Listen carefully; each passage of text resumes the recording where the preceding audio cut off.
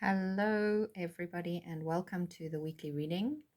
I am bringing in some really stabilizing totems here with the elephant and the tree, some uplifting citrus bliss, and plenty of heavy duty crystals to help support us at this eclipse portal, because Tuesday is that full moon eclipse in Taurus. It's a lunar eclipse and it is total, although it will only be visible in certain parts of the world.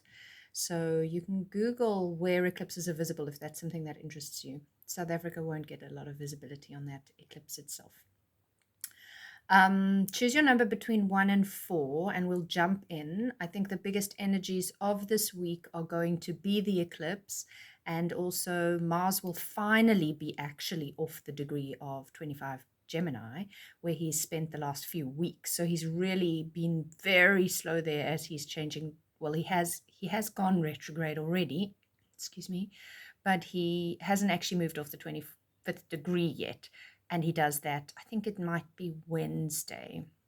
So there is a bit of movement happening there, even though it's retrograde movement. And however that Mars retrograde is beginning to show up in your life, it's also going to be quite relevant for this week. And in fact, the energy of this week is quite intense. I would say for the majority of the week, quite frankly. So choose your number and let's jump in. And we've got a mixture of up and down cards here this week. As you can see, we go up, down, up, down. And I think that's a pretty good depiction of how the week will go. Whichever card you chose is going to be the biggest sort of themed energy for you of that particular the first card is the anchor card, but you will be more prevalent with the card that you picked. Okay, so card number 1, which sets us up for the week, and I really like the Three of Cups. It's a really lovely community-centered kind of card. It's got a lot of hope and optimism attached to it.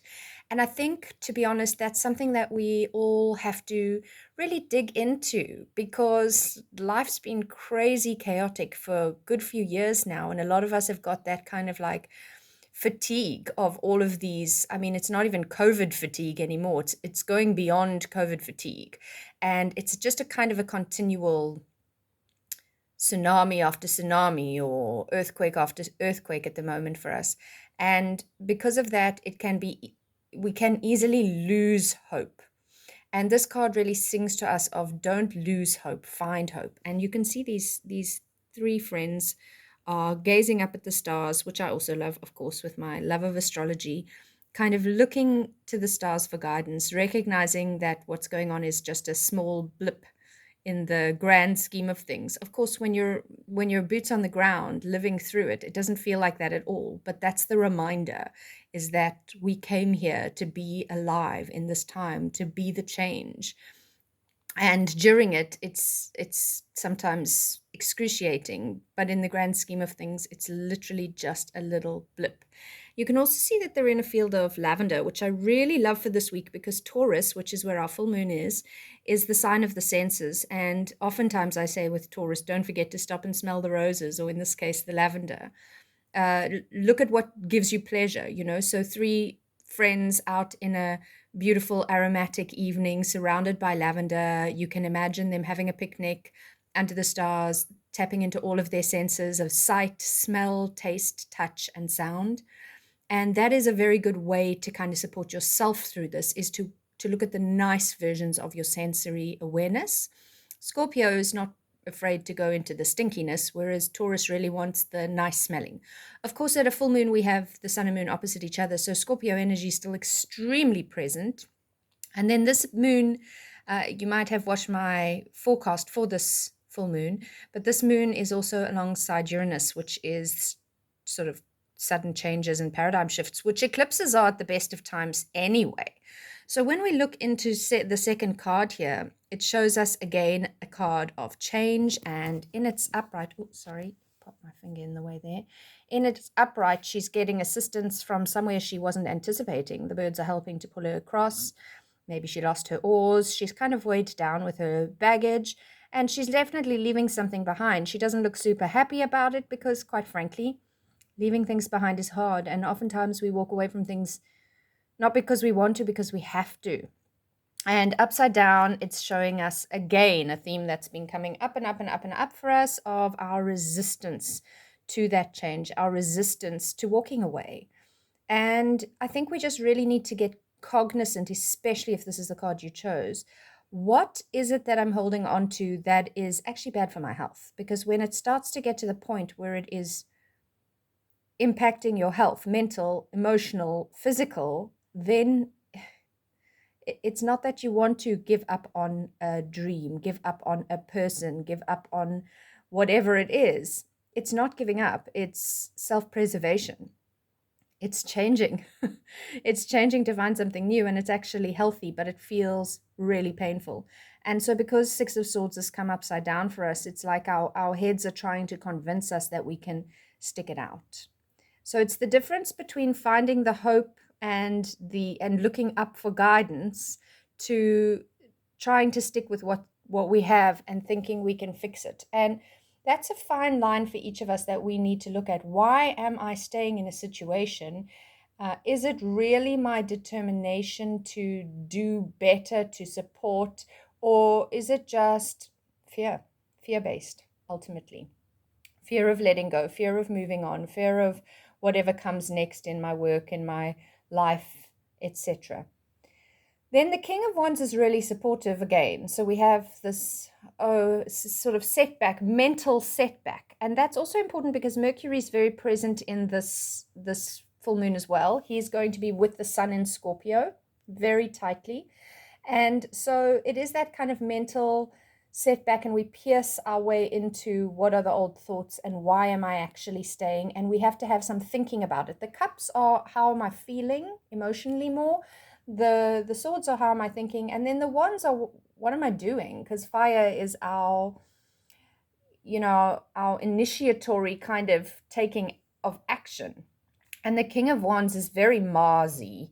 He's got a strong kind of like the masculine energy, that strong, fiery, masculine dynamic. And we must remember that Mars is currently retrograde in Gemini, and yet we don't have him upside down. We have him the right way up. And maybe that's because sometimes Mars acts without thinking, and maybe the slowing down, he's in a thinking sign of Gemini, to look at options, to reevaluate, is giving him the groundedness that he really holds in this card. I mean, look at him, legs planted. He looks very relaxed in his own skin. He's got this huge lion behind him, which doesn't feel like a threat. It feels like a pet. Poet. So, yeah, it's like finding that confidence, that courage, that dynamism, that creativity to be sovereign in what needs to happen, even Six of Swords. If it's not what you want to happen, recognize that you can turn that around because it's ultimately for your greatest good. And not only your greatest good, remember, if you do things that are for your best interest, the reality is that what you do best for you becomes best for everyone else. Because we get so stuck in these enmeshed and codependent situations, and that's not good for anybody, actually. It's just like the devil we know kind of thing. So this is very much the opportunity to go, no, I am going to be strong. And so we've actually got two strong masculine energies coming through. The Knight of Cups, which is the younger, watery energy, and masculine energy. But remember, that's not gender, that's we all have the masculine and feminine within us. And the Knight is upside down. I'm quite glad it's the King that's the right way up. So in terms of finding our confidence, courage, and sustainable masculine, we're in an upright position. But it's messing with our emotions a little bit because the Knight of Cups is the hopeless romantic. He wants to rescue the princess. And so there's a part of you who wants to rescue the princess within you or the princess within anybody else. And I'm using an old story paradigm because that's kind of where we're coming from. We're coming from an old story paradigm and we're trying to change it because those happily ever after stories that we've been told for centuries, they don't foster a real idea of what life is. We grow up as children thinking that we're either going to be the prince or the princess, we're going to be the rescuer, or we're going to need somebody to rescue us. But that's okay, because in the end, we'll live happily ever after. And then we get into life and we wonder, like, when does that happily ever after arrive. Am I doing something wrong? Is there something wrong with me? Am I worthy of finding happily ever after? And the truth is, there's no such thing as happily ever after. There is always challenge, there is always strife, there is always directional changes, there are events outside of our control, and everybody makes their own choices in life. So sometimes you're the one making the choice to end a thing, and sometimes somebody else is making that choice. We are not in control of the fact that life is going to have so many twists and turns. It's like a labyrinth. And that's what this Knight of Swords, Knight of Cups is coming to terms with right now. He's coming to terms with that hopeless romantic of, I will gallop in on my white horse with my roses in arms, and I will rescue the princess, and she will immediately fall head over heels in love with me, and all will be well. And maybe she won't fall head over heels in love with you. Maybe she's in love with somebody else. And remember to look at this internally.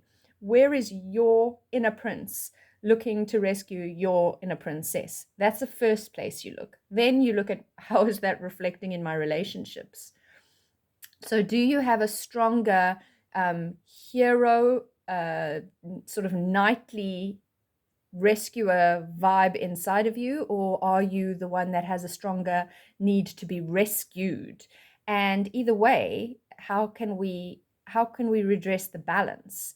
Because that happily ever after is not true. And actually in stories nowadays, in so many of these kids shows, which I just love watching, these beautiful movies and reading these books with kids, where they actually are starting to change the story. And it's not always like, think about Shrek. The ogre gets the girl in the end of the day, and the girl actually has to reveal that she's not just the sweet, pretty princess, but she's also an ogre, and she prefers that persona. It's more true to who she is. And those are the kinds of dynamics, internal dynamics, that we're dealing with, very strongly connected to our worth. And very strongly connected to our worth within relationship then, because we start with the relationship with self, but obviously it impacts outwards. We've got a lot of Mars-Venus stuff going on for a while already. It's the year of the lovers, as I've mentioned before. So I think this is like, how do we take our young, hopeless romantic, who we love him for that, but now he's kind of getting all moody and sulky because the story doesn't seem to have a happy ending. But if you have a happy ending, as in most of the movies when the princess marries the knight or the prince, is that the end of life? No, we don't see that they get married and they learn to live together and how that goes, and that they have children and that changes the dynamic. We don't see that in those stories. And so he's kind of trying to grow up and recognize those realities. I can't always buy her a bunch of roses because sometimes I'm too tired and I'm wiping snotty noses. Oh my gosh, I'm full of poetry today. So how do we develop the King of Wands in us right now versus allowing the kind of moody, sulky, upside down Knight of Cups who hasn't gotten his happy ending in the way that he wanted it? How do we use the King of Wands to grow up the Knight of Cups? And very definitely lean into community. Remember that any one person is enough for any of us. It's hard enough to be enough for one's self. You need different things from different people, and that's okay. It's unfair to expect that one person in your life is supposed to be everything to you. And just as you don't want to have to be everything to any one person. So lean into community, recognize what needs releasing, and really go dig deep, I think, into your masculine, your inner masculine right now. And also look at the men or the masculine energy that you attract. Look at your sons, look at your partners, that sort of thing. Look at yours. If you are a man, it's easier to look at your inner masculine. As a woman, it's sometimes harder to access the inner masculine, but that will be different for each of us. Sometimes women are more connected to the inner masculine. And so just looking at the masculine energy that you bring into your space in terms of your relationships, the people you know, and then that might help you get a bit of an easier access point into your inner masculine. And even if you are a male, that inner masculine is still something you need to look at. You're not just outwardly masculine. You have to look at the inner masculine and where is he out of balance. Okay, I hope this has been helpful. Sending lots of love and support. Look me up on my links if you would like any kinds of support or readings, and you'll find me on quite a few platforms. Please follow, like, share, and comment. Thanks for your time.